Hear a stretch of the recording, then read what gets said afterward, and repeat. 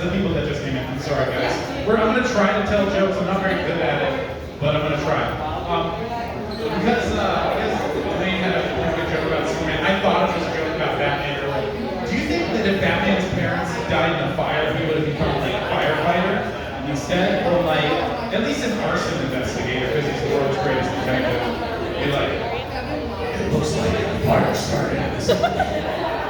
You left the curtain on, plugged in the sink, short circuited, caught the curtains on fire. You should have got curtains after this.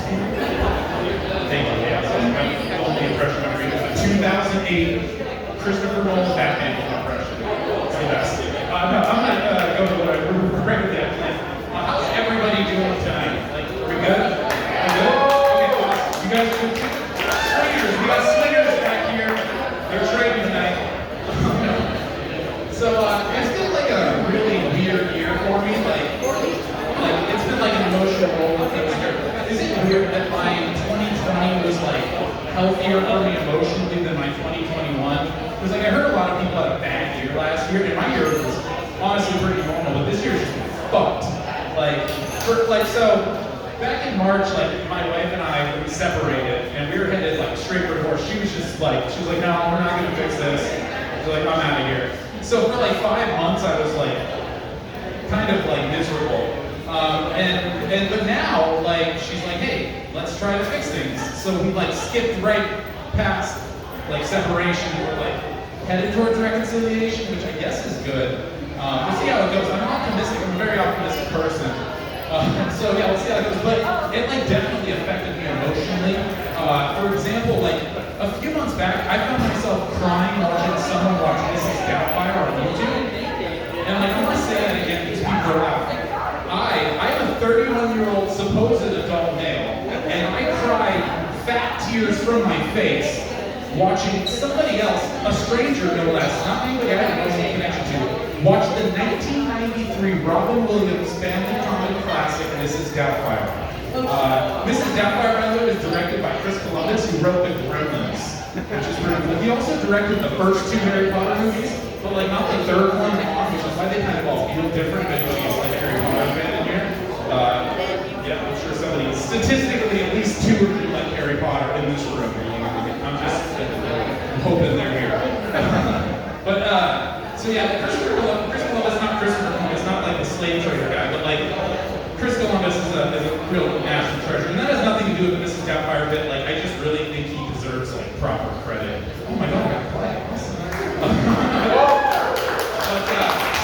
I'll go back. It would be one thing if I told you that like I cried watching Mrs. Doubtfire. Because like if you've seen the movie, you know it centers around Robin Williams' character getting divorced and like having to dress and drag with his kids. And like thankfully like my wife didn't make me do that.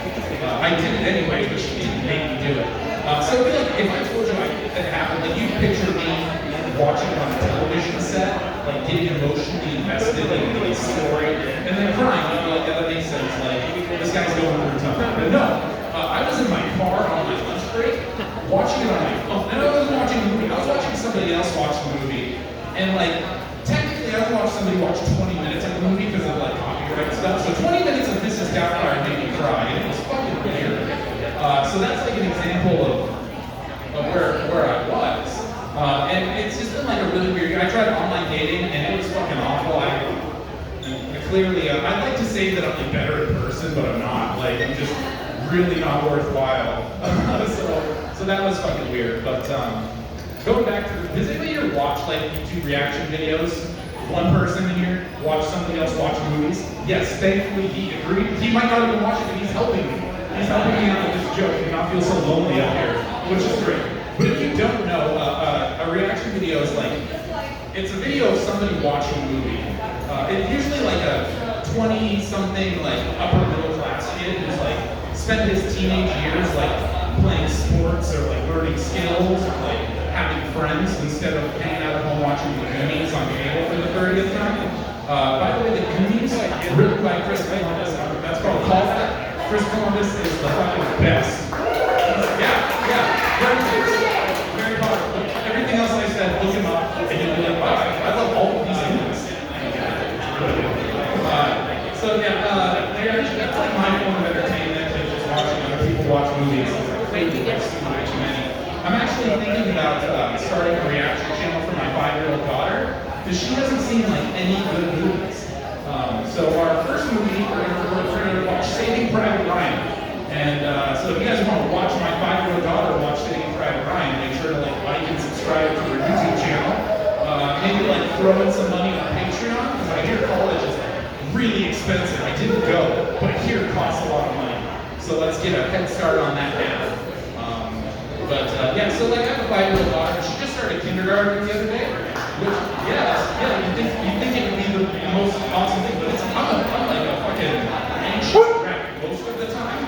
So like now I'm like, what's gonna happen if she just like poops on the floor? Like, she doesn't do it at home. What if she does it at school? She doesn't flush the toilet. Like what if she just poops in a plant? And then, I don't know. So yeah, I'm raised a great 5-year-old kid. I really trust her. That's good stuff. So yeah, I really like coming here because normally it's like quieter, I'd like to say, but probably not. It's actually probably always just I just start earlier usually. Maybe on 4th this time. That's moving up the list, which is good. So yeah, no, I've been coming here for like 3 months straight, and the first thing I notice when I get to this area is that like everybody is really attractive. Okay, it's off-putting. Like, because I drive like from an hour up north where everybody looks like the people from the Hills Have Eyes, you know, the mutants. And like me among them, like I'm just examining what we look like up there. But I come down here and like it's like I'm walking into like one of those like trendy clothing stores where all the pictures are like shirtless people, even though nobody can get a shirt just randomly. Yeah, it makes me feel very awkward. But it's just like everybody's so attractive. Like the people who work here are attractive. Everybody that's in the crowd, you guys are all gorgeous. Maybe not that person. Everybody else is beautiful. Like a crazy shirtless homeless guy asked me for $1 when I was parking my car, and like he was fucking like minced, you guys. Like he had his cum gutters had cum gutters. Like I don't know if you know, those are those like lines that like hot dudes have. Yeah, he had like a double up of those. He had a cement irrigation system going on in his lower torso, and I was just taken aback. I only had $20. I didn't know what to do, so I gave it to him, and then I sucked his dick. And I know you guys are probably thinking like, whoa, that's way too much. He's homeless. One of those two things would have been more than enough for him. And all I have to say is that you weren't there.